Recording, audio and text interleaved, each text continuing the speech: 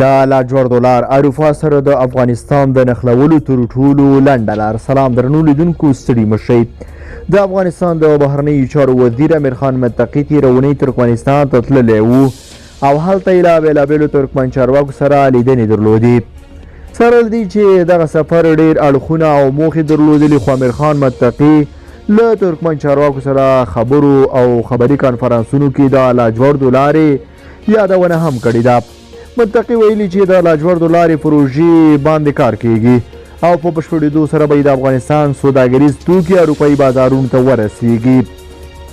لاجوردو لاره د ورېښمو تاریخي سوداګریزې لارې یوه برخه ده. د ورېښمو لارې شاوخوا 2000 کاله اتیا او اروپا سره تړلې وه. د چین ورېښم به د منځنۍ اسیا له لارې اروپایي بازارونو ته رسېدل. د لاجوردو لارو ته به بیا دغه نوم ځکه ورکړل شوی چې د افغانستان د بدخشان لاجورد پرې اروپا ته تلل. د لاجوردو لاره افغانستان د ترکمنستان، اذربایجان، ګرجستان او ترکیې له لارې له اروپا سره نښلوي.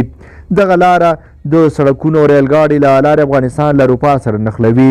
په 2012 کال کې په لومړي ځل د سیمې د هیوادونو ترمنځ په دې اړه خبرې وشوې او په 2013 کال کې د افغانستان یو شمېر توکي ترکیې ته ورسېدل.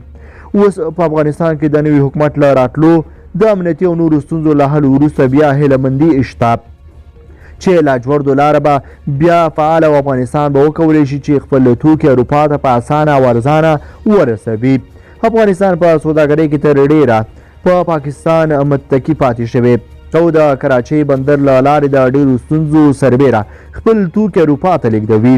د کراچۍ بندر له لارې 20 ساعته وخت ته اړتیا ده چې د افغانستان توکي اروپا ته ورسیږي، خو لاجوردو لار یوازې 14 ساعته وخت نیسي.